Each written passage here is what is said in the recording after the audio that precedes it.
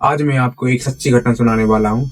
ये घटना मेरे खुद के साथ घटी थी। मेरा बचपन मेरे गांव में ही बीता था और मेरे गांव का नाम बोतराई था, जो कि पथरिया स्टेशन के पास ही था। गांव में ही एक शादी हो रही होती है, तो उसका भोजन रात को होता है। तो मैं और मेरा दोस्त राजू दोनों मिलकर रात को भोजन करने जा रहे होते हैं। मेरा गाँव दो भागों में बटा होता है और उसके बीच में एक नदी गुजरती है और हम लोगों का घर नदी के इस पार होता है। तो मैं और मेरा दोस्त दोनों मिलकर शादी का भोजन करने जा रहे होते हैं।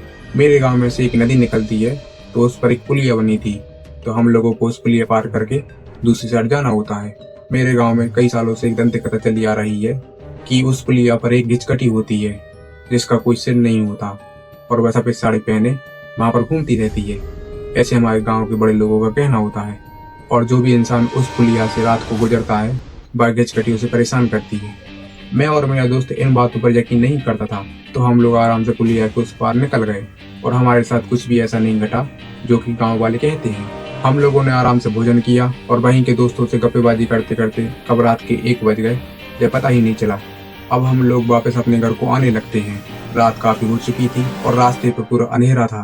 अब हम उस पुलिया पर पहुंचे तो कुछ अलग ही माहौल था, जो कि आते समय नहीं था। कुछ घुटन सी हो रही थी वहां पर।